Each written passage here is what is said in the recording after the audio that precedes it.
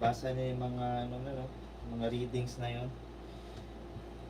Then one of those readings ay yung one of those readings ay uh, yung the ones who ito na, the ones who left Umelas, ano ba yun? The ones who walk away from Umelas. Yun pala yung title na yun. So you read that uh, the short story. Kung nahirapan kayong umintindi ng reading, try to look for summaries. May summaries din sa internet, online. Then mga reviews, ano, what is this? What is this short story all about? So, ano ninyo? Basahin nyo yan. It's very interesting that we can use that in our future discussions. And then when we discuss Immanuel Kant also, particularly the concept of categorical imperative,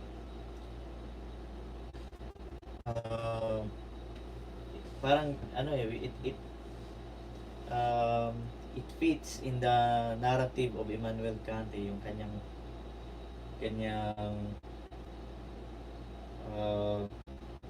ano yung kanyang description of a kingdom of ends. Meron kasing concept si Kant na ganyan eh.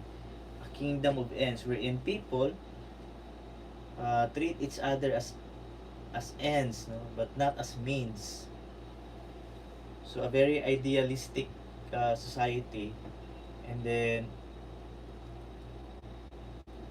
parang utopia in some sense. And then what we're trying to figure out what is it like to have a world or a society that is closer to a utopia. In short, if there is a perfect society, what would it be like? Parang ganon. Kung meron mang sakasakaling merong perfect society, what would how would it look like? Parang ganun tong Immanuel Kant, kingdom of ends, and then relate with the story Umelas, kasi in a sense parang utopia yung ano doon eh, yung dinrawing ni Guin ba yun? Guin, yung sulat mo. Ginuhit niya in a short story yung society na pwede nating sabihin a perfect society. Pero iba yung scenario na makikita natin dun sa story na yun.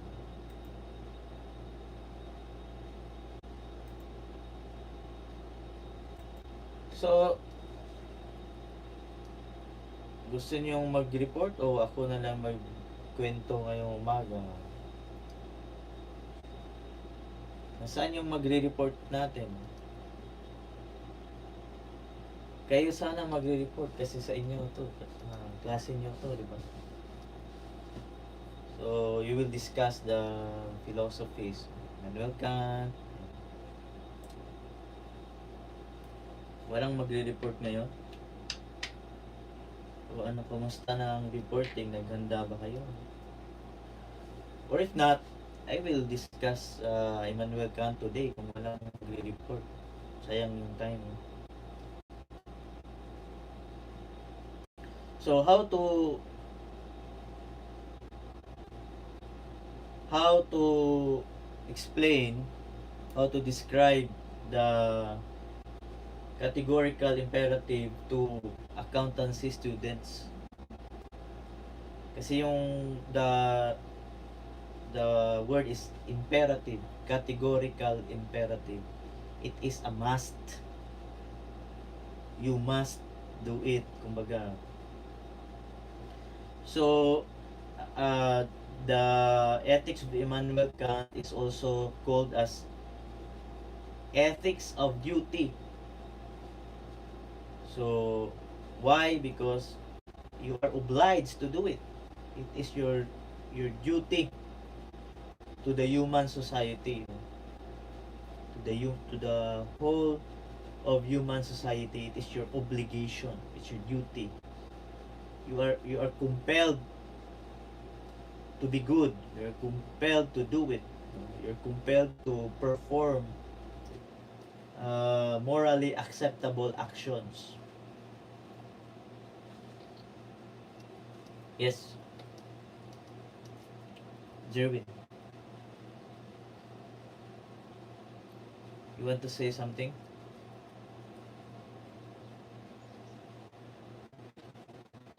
Ah,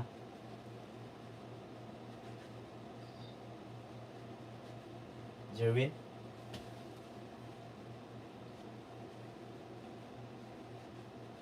So, ganun yung konsepto ni Immanuel Kant na categorical imperative. Oh, it's okay. So, to accountancy students, what is this categorical imperative? Simple lang, merong analogy diyan to the state, no?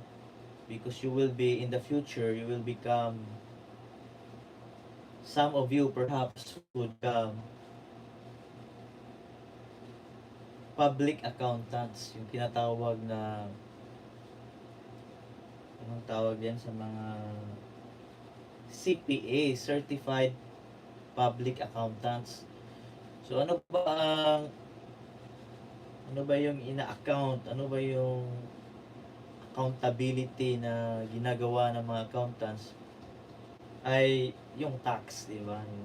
Ikaw ay businessman, so I'm going to account all of your financial and monetary transactions related to your business in order that you'll be able to pay the appropriate tax to the state. So yung ang tax, it is an obligation to the state. You're compelled to do it. Pag di ka nagbayad ng tax, mayroon kang pananagutan sa estado. O ay huhulihin, papatawan ka ng malaking punishment.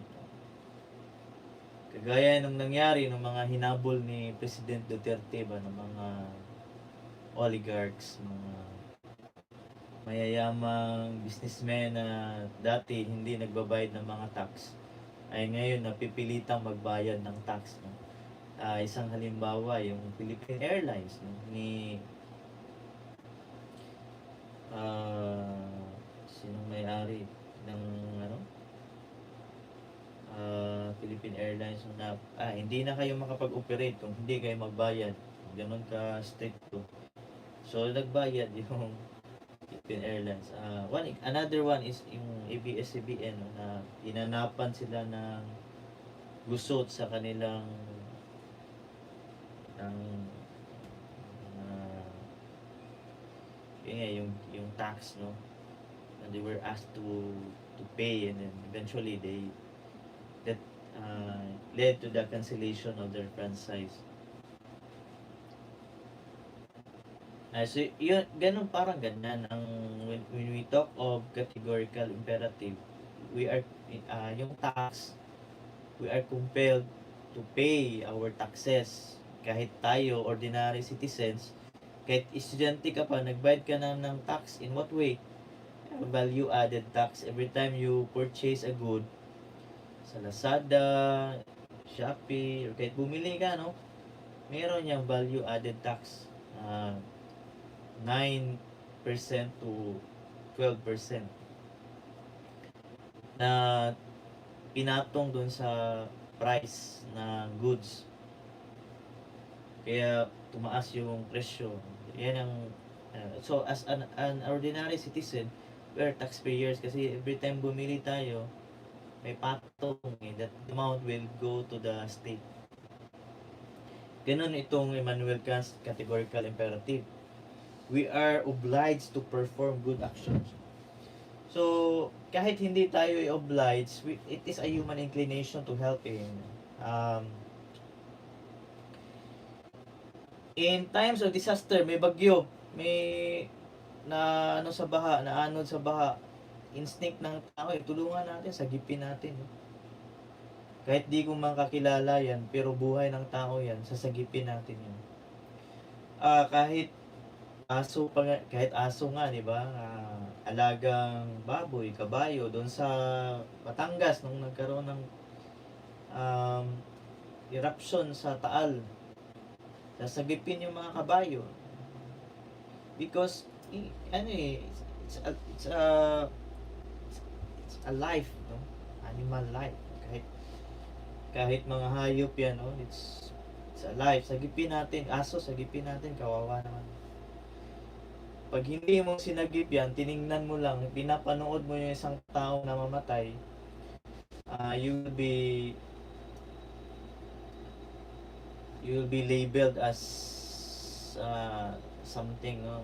Parang you will be labeled as psychotic, baliw ka, or if not, para kang antisocial. Kung may taong nangangailangan ng tulong, wala, di mo tutulungan, papanoorin mo lang. So there must be something wrong pag hindi mo tinulungan.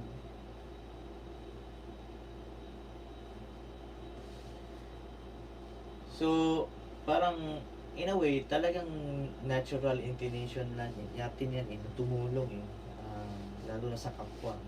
Pero yung itong si Immanuel Kant, he made it a point that you are obliged to perform the good action. In short, responsibility mo ang kapwa mo, bawat isa sa atin is a responsibility to the other.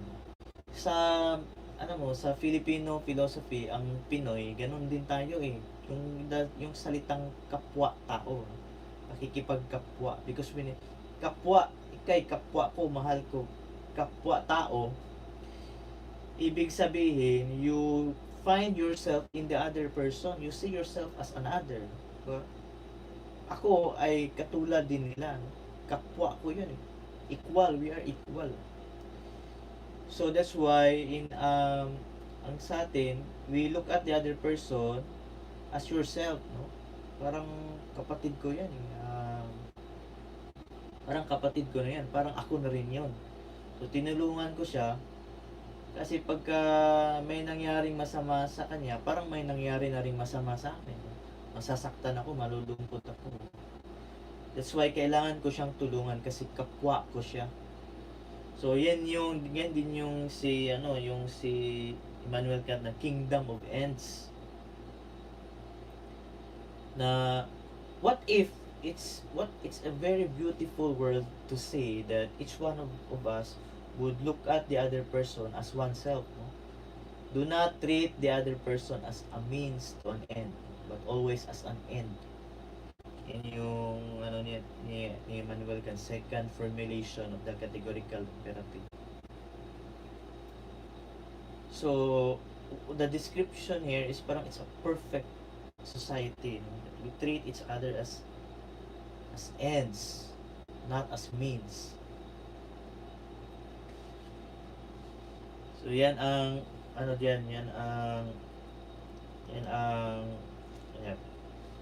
parang shortcut na explanation with what is categorical imperative. We are obliged for the welfare of the other person.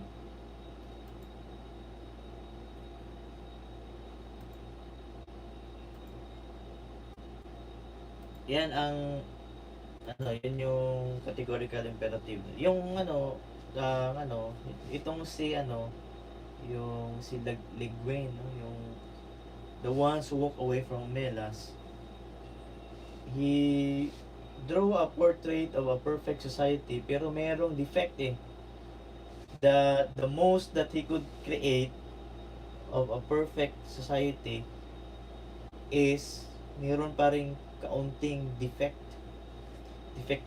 yung society niya, no?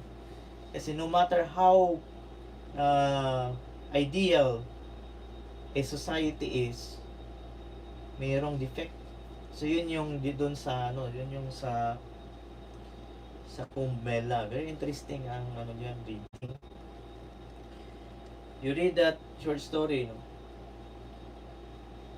And yun nga yung kasi yung syempre, na natin, pag-usapan na natin yun anyway. Ang yung yung the society that is being illustrated in the short story ay meron silang may something sa kanilang society. There's a secret behind it, that there's the reason of the order in their society is something that is hard to accept, um, unacceptable, something that is held a secret, or if not a secret, something that they do not talk about, something they ignore. They would rather not talk about it kasi malulungkot ka lang, baka masasaktan ka, then you would rather not talk about it, ignore the fact that there is this existing suffering somewhere. So kaya yung ang title diyan, the ones who walk away, those are the ones who could not bear the suffering of the other. Di namin kayang ganito, no, to enjoy a world like this. And but somewhere out there, someone is suffering. So, and then you reflect to the society outside as a whole. You compare to progressive societies, like saan sa mundo na masarap tumirahan? Saan ba? Europe, Switzerland.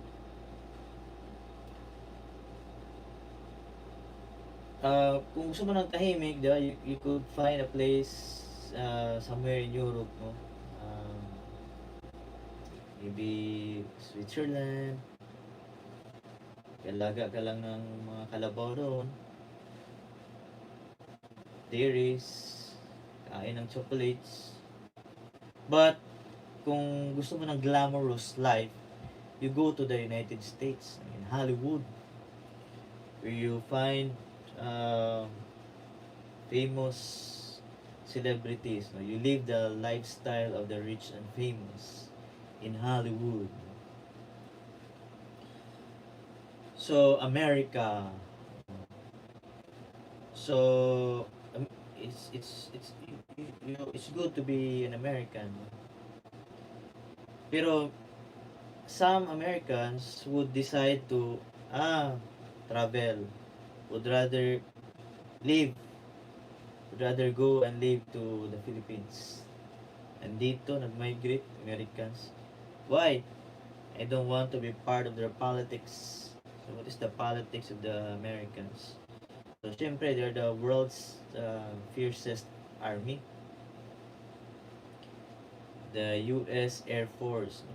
Wherein they are considered the world police. Pag may gulo sa ibang dako ng mundo, kikialam sila doon para silang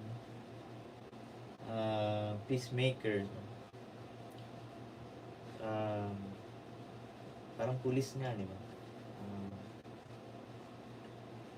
So sobrang layo ng Middle East sa Amerika, no? Magkabilang mundo, no? Opposite side of the globe. Pero liliparin ng Amerika yan to interfere in the trouble in Middle East. So syempre meron yan silang mga vested interest why they do so. But kailangan nilang to interfere in the trouble. So they have their own hidden agenda in the Middle East. So what is the Middle East? Yan yung rich, the country that has rich oil resources, like Saudi Arabia, yung mayaman sa gasolina ba. And so yun, meron silang neoliberal na agenda, no? Gusto nilang sila magtayo ng oil company doon sa Middle East. So, yun na. To be an American, sarap ng buhay. You have your own swimming pool right at your own house. You have your own car. Diba? Meron kang aso na cute na bihisan mo ng parang tao. Si Paris Hilton. At saka yung mga The Kardashian. The Kardashian, di ba? Kardashians.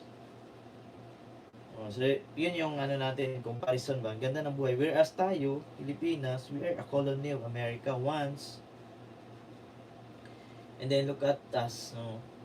Squatter houses, patong-patong, ganyan. So you compare the quality of life, yung isang bahay, napakagara, ang laki ng bahay ni Inuman, no? Si Paris Hilton. Owner of the Hilton hotel, I guess. And somewhere in Paranaque, parang may hotel si Paris Hilton dyan. Magarang hotel. So, yun ang buhay ng Amerikano. Mayaman. Sa bahay mo, parang palace. Mayroon kang swimming pool. Mayroon kang kotse na napakagara, napakaganda, luxurious car. Then, as a Filipino, agricultural country, pa rin, papalay, hatak ng kalabaw. So, napakalayo ng agwat. Pero, ang buhay na niraranas ng mga Americans ngayon, the story behind that is a very bloody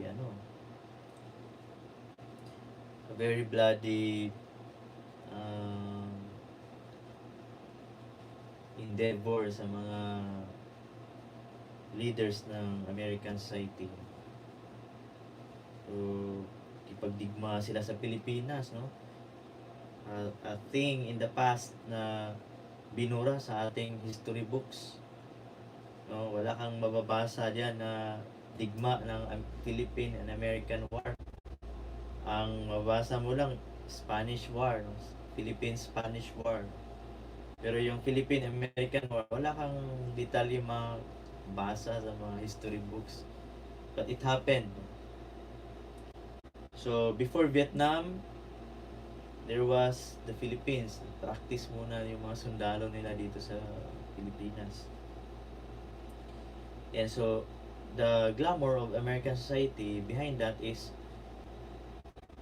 they become so aggressive in their relations with other countries to the point that the Philippines, for example, we become a colony of the Americans. What it means when we become a colony, lahat from 1901 nung hinuli si Emilio Rinaldo until 1935 nung nagkaroon ng Commonwealth government, the Philippines is led by the American president. So, yan ang layo na ng pinag-usapan natin, naging politics na siya, pero yun yung pwede nating i-compare dun sa yung sacrifice ba. Bakit itong tanong dito, bakit ang description ni Guin ng perfect society, bakit meron pa ring defect? Kasi pag sinabi mong perfect society, sana walang defect. Pero for me, it is an affirmation of the realities of life. Kasi ang buhay, no matter how perfect the life you are living in, meron talagang it's a reality of life na merong flow eh. In short, there's no such thing as a perfect life. Merong flow lagi, no? mayroong flow lagi, no? It could be minor flows, it could be matters of sacrifices, no? So in life, parang kaakibat ng buhay is to to have certain sacrifices. Kailangan mo mag-sacrifice, no? When you fall in love, no? Love is a perfect feeling. Masarap ma-in love, no? Pero you need to take risks, no? You need to take risks. In other words, you need to allow yourself to sacrifice ba, sort of, no? Kailangan mo to undergo certain form of pain and suffering, no? When you fall in love, for example. Yung pagiging parent, no, is one example. You need to sacrifice a lot for your child, for your children. Yung simula nung pinalaki mo yung bata, no, so much sacrifices. As a parent, ang daming sacrifices na ginawa ng parent natin, ng parents nyo, no? Mula pa lang nung pagpalaki sa inyo, mula nung bata pa lang kayo, no? Mga sleepless nights para tumigil kayo sa pag-iyak, yung sanggol, no? Pagpatahan nung sanggol, no? These are form of sacrifices. Breastfeeding nung nanay, no? Ang sakit kaya nung magpa-breastfeed, no? Kakagatin nung sanggol yung ano mo. So it involves a lot of sacrifices. Pero bakit ginagawa ng nanay na sinasaktan niya yung sarili niya? Because it's a sacrifice of the mother for the child. So nga ganong analogy, merong in a society, merong talagang flow, no? Mahirap mag-create ng society na perfect, na walang flow, no? That's why yung description diyan sa the ones who walk away with Umelas, may nilagay siyang flow din sa society. Ganda yung description niya, sa simula pa lang, napakaganda, no? Festival, ganda ng society nila, no? Pero towards the end, may ano pala, problema. And then there are those who decide to leave Umelas. Alis na lang kami. Di baling wala kaming magpatunguhan. So that kind of attitude, no, na being described. Baga, there are people, like, we are in a pandemic, and then, now we are in a pandemic, then, there are so many, nung nagka-pandemic, alam mo, tumaas yung mga tao naghahanap ng, sa internet, no, online, naghahanap ng readings about mental health. Kasi parang napapaliw na sila, sa bahay nila, hindi sila umaalis, hindi sila yes, being at home could be an opportunity also to mingle, to bonding with family members, pero parang may iba pa rin parang may kaya yung iba tumaas yung sa search terms na hinahanap sa internet. Maraming naghahanap ng mental health ngayong panahon ng pandemic.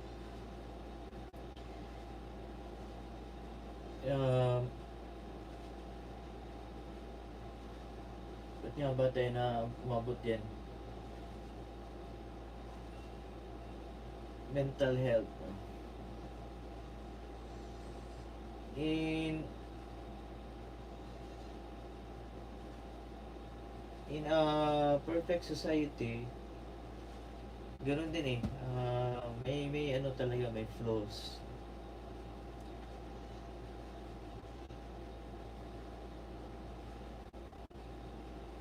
So parang kumbaga, I'm giving you overview, tapos para mag-guide kayo, you read yung the ones who walk away from men. It's very interesting reading that could help you,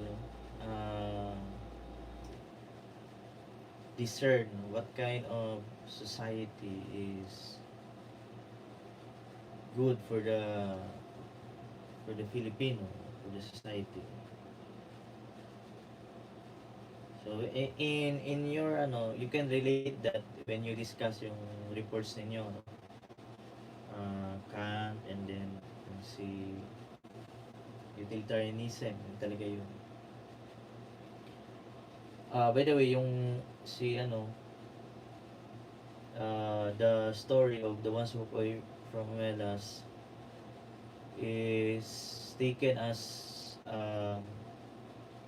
parang critique or reaction to utilitarian philosophy, utilitarian ethics. Yun ang din, yung pagbasa mo dun sa Ursula Guin, sulat yan. Sa inyo yan, yung Melas. Maintindihan nyo yan pagka binasa. Description of the society na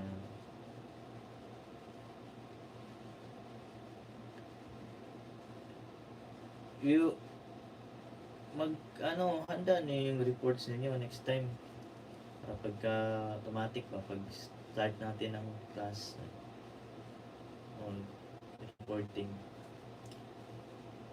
So maganda yun, no? Pag advanced reading na kayo, basahin na yung John Rawls. So John Rawls, yung kanyang philosophy is also reaction din yun ng utilitarian philosophy si John Rawls. So like Ursula Le Guin, si Ursula gumawa siya ng mundo niya through a short story, a fictional short story. Si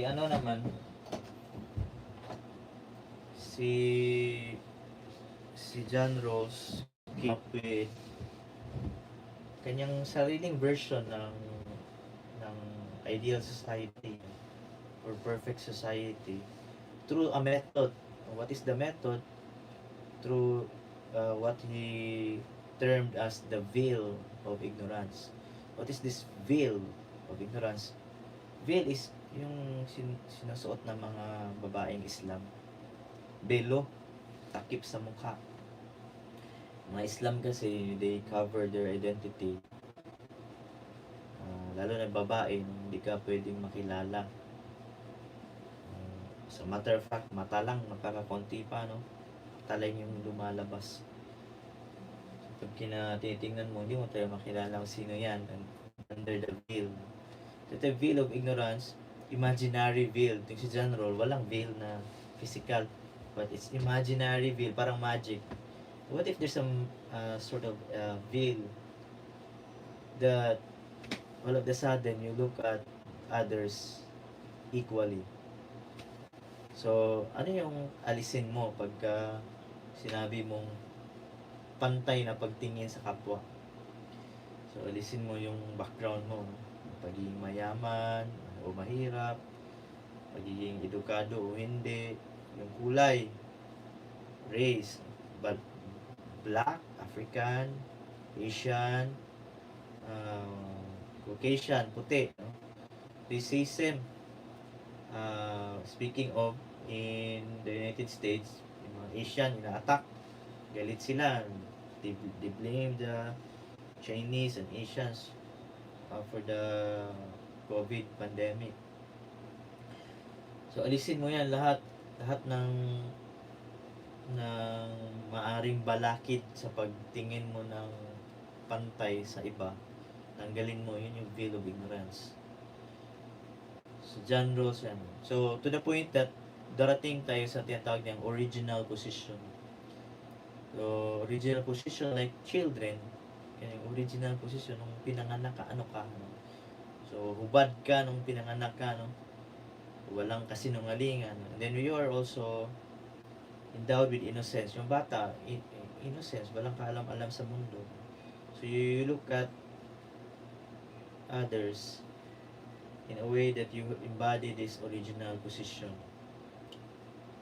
Like children, na walang bias towards each other, walang bias toward one another. So, yung in short, itong original position, sort of an an updated version of Immanuel Kant's categorical imperative. So, in short, John Rawls is a Kantian philosopher. So, John Rawls maintained the inviolability of human life, like Immanuel Kant, meaning life is inviolable. When you say inviolable, you cannot violate anybody. You have no right to hurt anyone. No matter what kind of person that is, masamang tao man yan, halimbawa, sabihin natin nakapatay ng tao, isang kriminal, you have no right to claim his life, no? Yung capital punishment, which is death,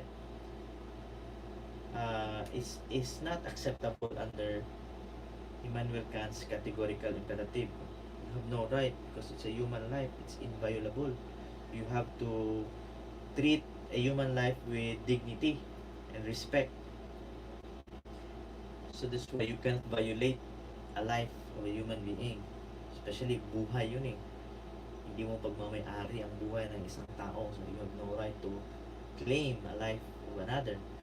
Ganun ang maintenance na ginawa ni John Rawls sa utilitarian theory. Kasi nauna yung utilitarian theory, merong sacrificial element ang utilitarian theory. Parang baliw ang mga utilitarians na so, sacrifice one for the benefit of 99. So, in a society of 100 people, kung kailangan mamatay yung isa para mag-survive yung 99, pwede gawin natin. Ganyan. So, the numbers matter in utilitarian thinking. So, through the years, maraming nagkritik sa utilitarianism. Tingnan yung pinadala ko sa inyo yung arguments ba, yung train, yung nasa train, no, yung trolley argument. What if may sakay yung train, sabihin natin 10 tao, no, ano na siya, na wala yung train, no, mababangga na. Pero you're just a way to save it. I-divert mo, no? yung car, no? Yung train. I-divert mo. What if merong isang tao doon? Sabihin natin janitor doon sa railes. If it's necessary to intentionally kill the person to save the 10 aboard the train, sige, gagawin mo yun. Utilitarian thinking. Di baling may mga 10 isa but you were able to save 10 kasi mas marami eh. Kasi to the majority man, to the welfare, to the benefit of the majority, ang utilitarian. So, paano yan? Will you intentionally kill one to save 10? Whereas yung 10, hindi mo sinadya, aksidente yun eh. Wala ka sanang pananagutan. Another problem, what if kasi numbers, yung organ donor problem. Merong isa doon na what if there are, sabihin natin, 5 persons who need organ transplant. Tapos yung isa kailangan niya ng kidney, yung isa kailangan any body part, no, example lang, no, para mabuhay siya. So, kailangan natin ng organ donor. But there's this one person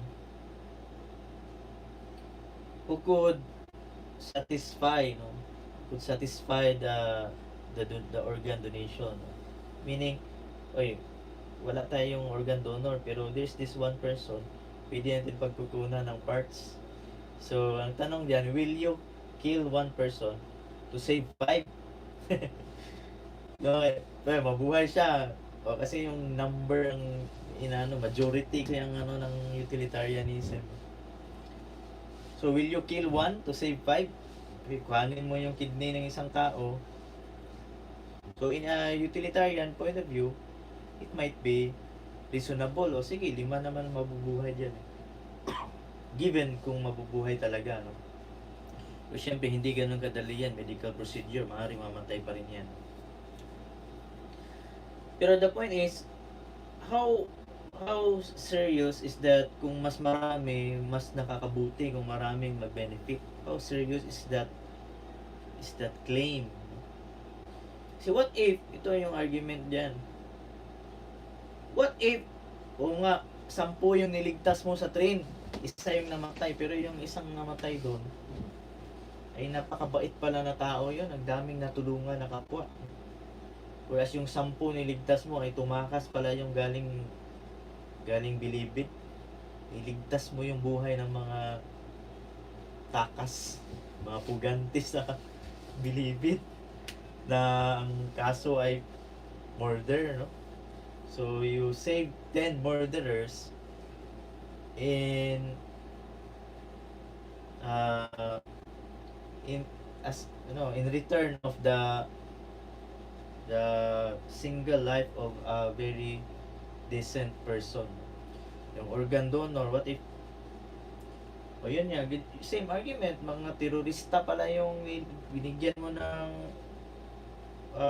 organ transplant, pero mga terorista pala yun, dami ng pinatay, no? Pinasabog ng mga buildings kasi terrorist.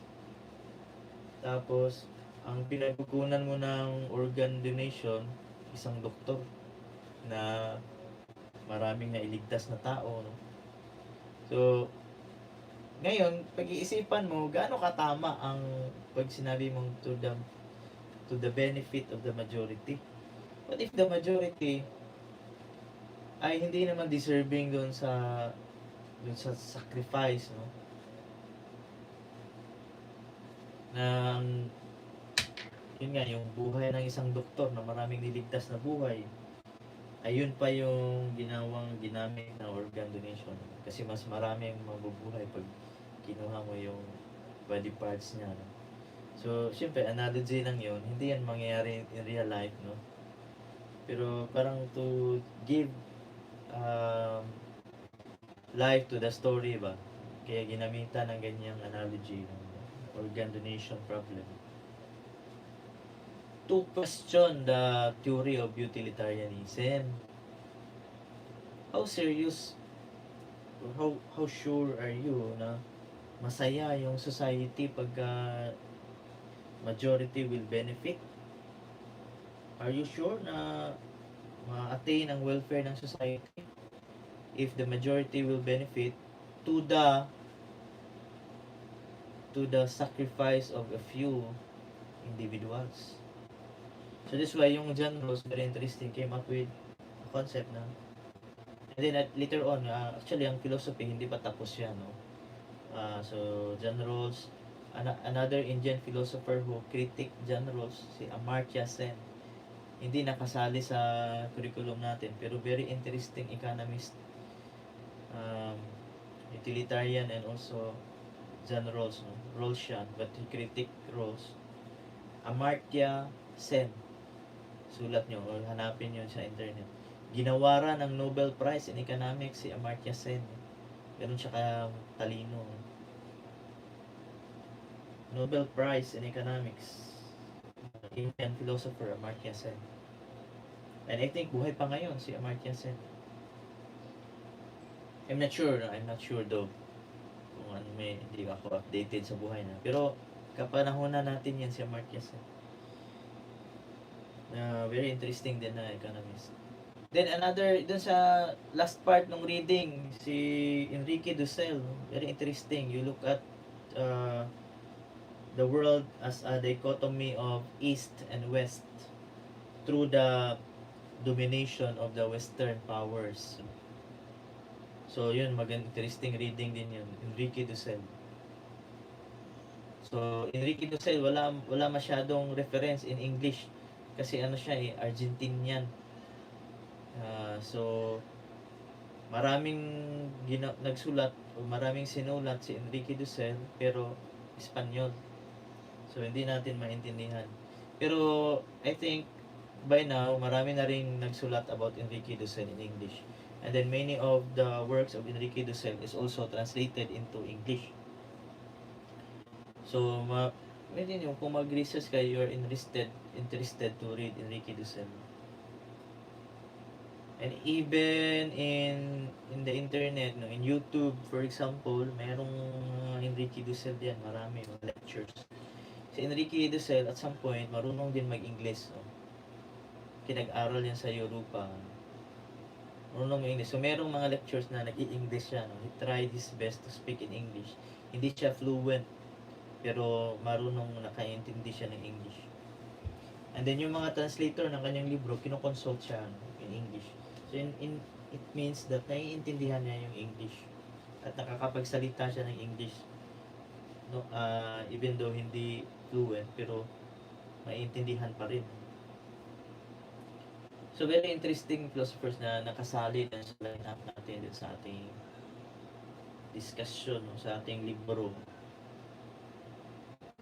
So, I think by now, kita nyo na naman yung overall picture ng ethics na pinisenta namin sa inyo, yung based on our line-up of topics. No? We started with Aristotle, and then we have Aquinas, religion. So, virtue is about self-discipline, then religion, of course. Kulang ang buhay ng tao kung walang religion. And then society through Immanuel Kant.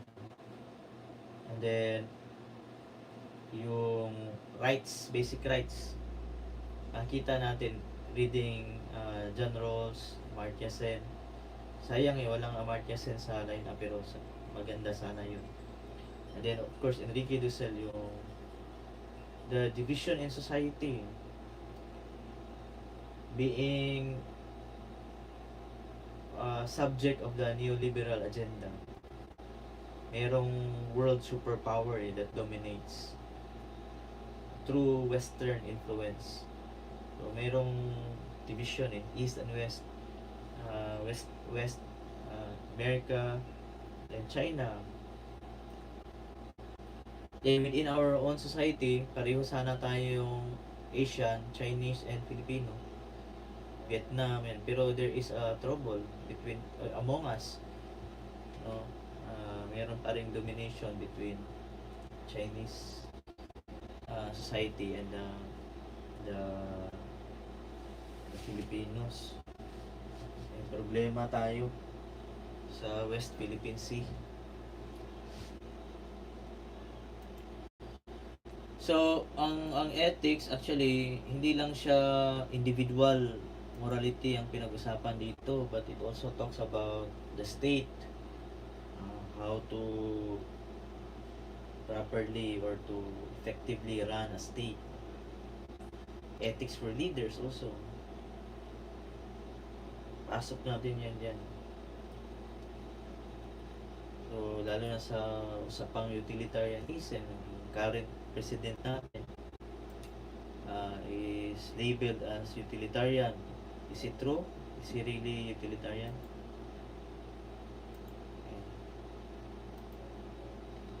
And so, I know na mga matatalino ang accountancy. Kasi, siyempre, sa senior high school, pagka ang yung anong tawag yan, yung kapag yung kinuha mo yung ABM, di ba? Matatalino ang mga estudyante dyan sa ABM, which led to yung accountancy.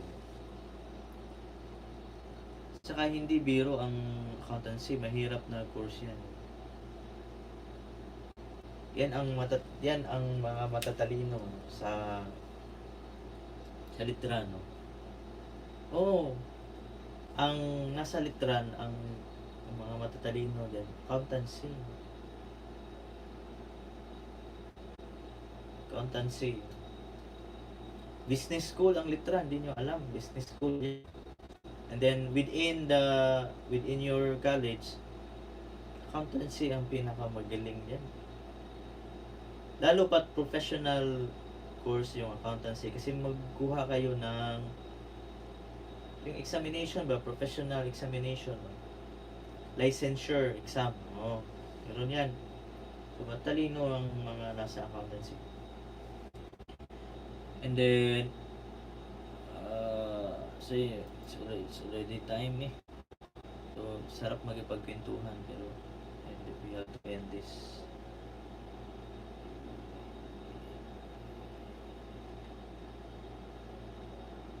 Attendance na lang. Attendance. Charlize Julia.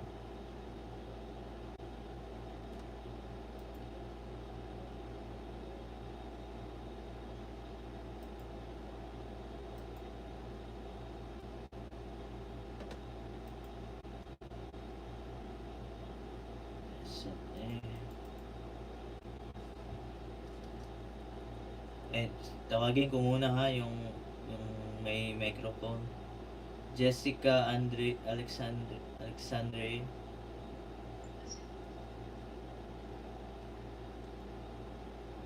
Jessica Alexandre. Virginia Marie. Kayla Dayan. Carl Nick.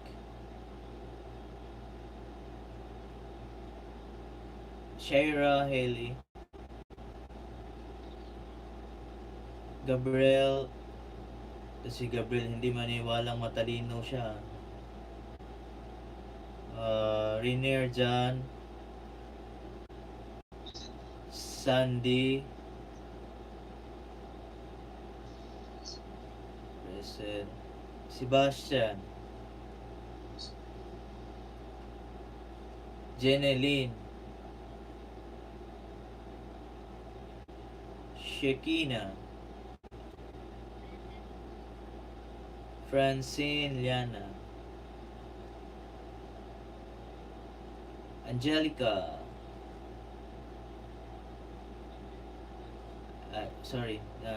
Si Micaela Isabel. That's it. Cloven Joy. Randley Lorraine. Christian John.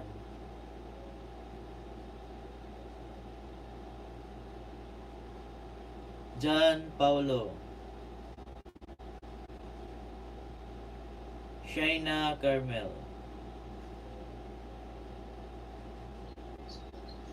Francesca Alain. Okay. Maria Christine. Pato Rico. Piolo. Stephanie. Jerwin. Louis Angelo.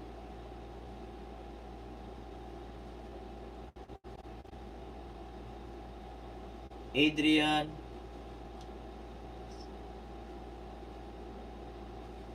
Charlie May. John Paul. Princess Kyla. Eula May. Carl Ivan. Justin Mark. Pauline Larenas.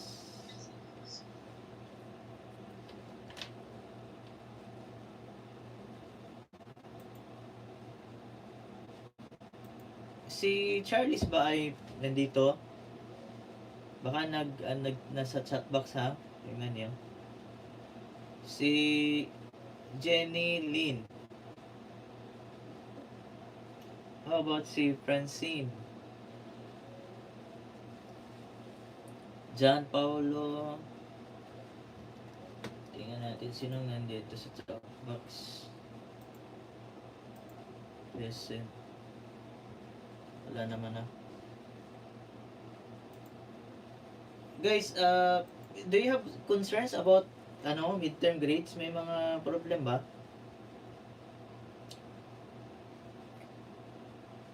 Baka may na miscalculate, may na may mga complain ba about grades? So you tell me ha kung may mga problem tayo sa grades. Kasi ayusin natin. Anyway, midterm pa lang naman yun. We can easily correct that for the final grade. Maayos pa yan. And so, another thing, yung reporting na next meeting, huwag kalimutan. May mga maraming nag-email sa akin, nabasa ko pero hindi ko na pero I will have time later on to respond to your queries about sa mga lessons. So ito last na lang guys, can you turn on your camera and then I will take a screenshot.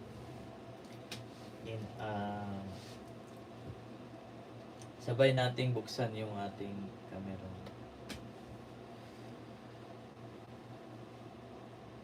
Okay lang yung may camera lang, no?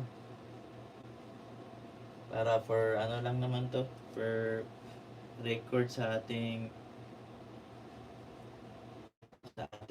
mga faculty para maipakita na meron nga tayong online class na nagaganap ng mga estudyante.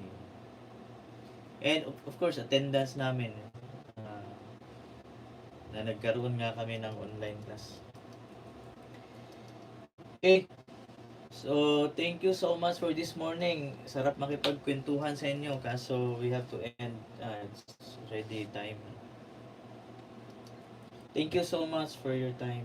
Kung merong problem, you message me. Email. Thank you so much. Let us adjourn this meeting.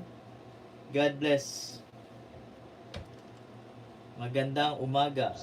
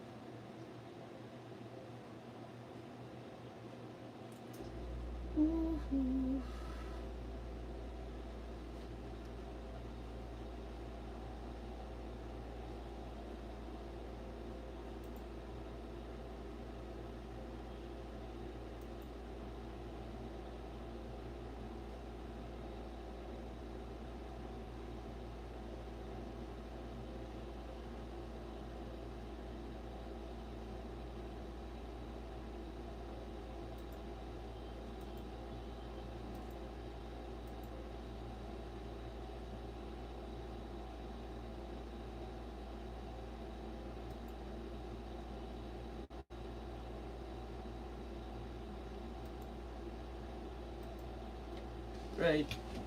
And so thank you so much. If you happen to watch this video, thank you so much for watching. So I am recording my online class for purposes of reference to my students. So, there are those who are absent in the class, and they can always refer to this video kung makita nila ito ano yung discussion ng anong araw na yon, hindi sila makapasok online class. So ang ganda ng technology kasi anytime pwede nilang tingnan yung klase. And so this is not an official recording. So this is my personal file, personal recording. So and also for the benefit of my students na para meron silang access na makita nila yung klase. And other than that, parang content na rin ng dito sa YouTube. Yan, pag magandang internet yung dito, okay lang mag-live. And so ganito ang life ng isang online classroom.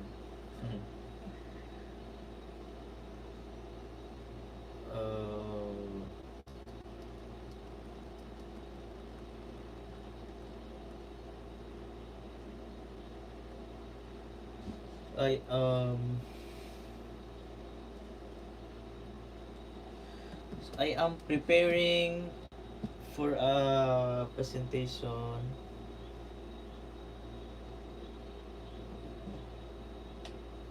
So I am preparing for a webinar, an online lecture no webinar. Hindi ko pa naisulat. Hindi ko rin alam paano ko susulatin, no. And then hindi pa ako nagkaroon ng time kasi magsulat. But I'm going to present in a webinar soon, very soon. But I have not prepared yet wala akong write-ups ng presentation. Nor I have not also prepared a PowerPoint. It's supposed to be presentation with PowerPoint through Zoom. It's an online webinar. So one of these days I will also mag-live ako dito sa YouTube nang i-discuss ko yung gusto kong i-present doon sa webinar, no? So one of these days magdi-discuss ako ng topic ko, no? Present ko sa inyo para ma-rehearse yung sarili ko kasi wala akong masyadong preparation, hindi ako nakapagbasa. Tsaka may online classes kami. Wala akong ganong preparation for that lecture. So I will rehearse here in YouTube through my personal page. Dito mag YouTube live ako din. I will rehearse, think about the topic. Not a rehearsal, pero parang isanay ko na yung mind ko ba how to think about the problem. So pag hindi busy, no, pag-iisipan ko yun. I'm going to present about something about history, no? Look back in history and try to come up with a different interpretation. So tinatawag nila itong historical revisionism, but on my part, I don't think so. This is part of the development of historical interpretations. So I will take a closer look about the occurrence in history.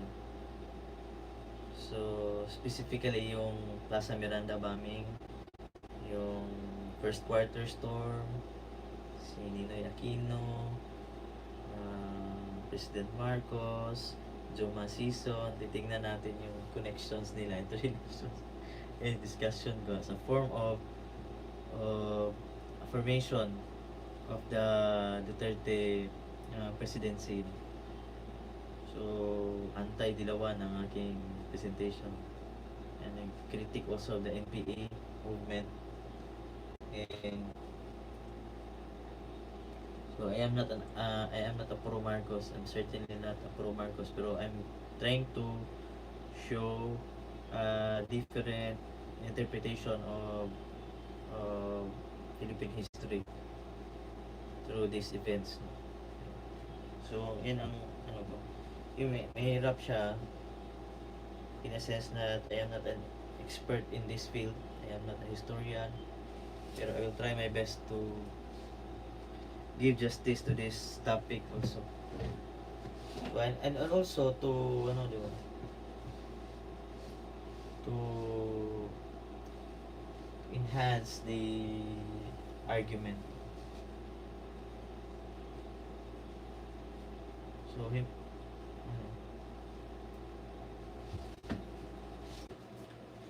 patayin na natin ang aircon kasi mahina. So, yun. I think one of these days magla-live ako ulit tapos i-discuss ko yung aking topic sa presentation. Parang yung masanay na yung sarili ko, no? Yeah. Tsaka during the presentation, I will also present live, no, dito sa aking sariling page. I-live ko yung sarili ko, no, while presenting in the forum.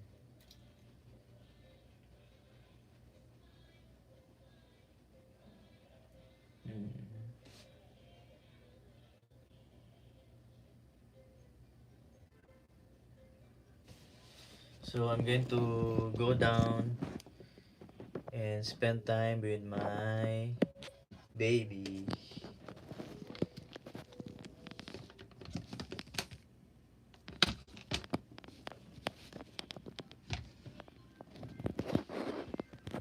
I am going to spend time with my baby.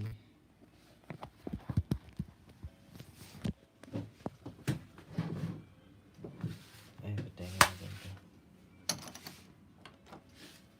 Well, while nakabukas ang ano,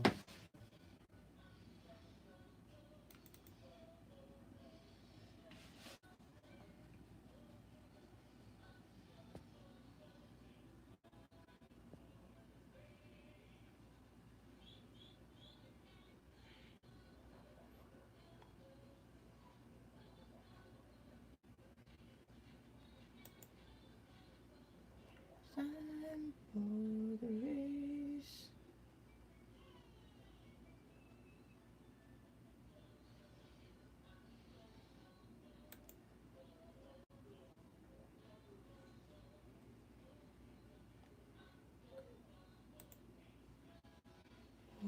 Race.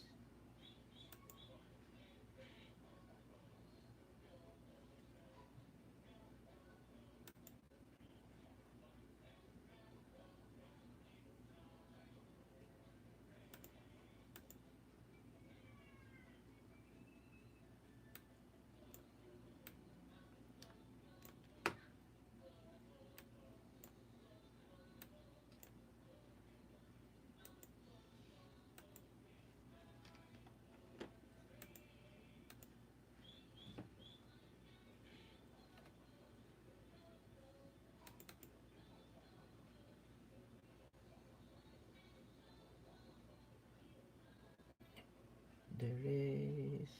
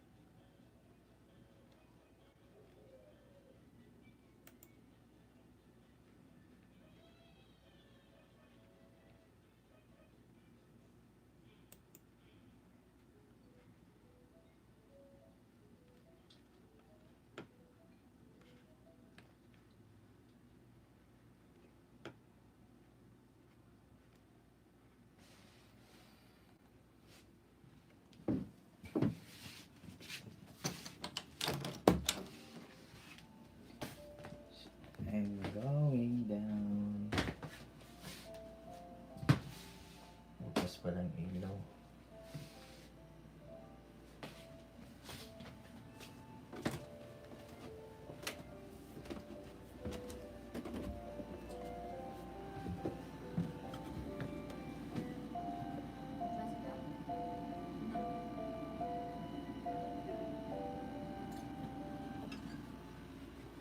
Is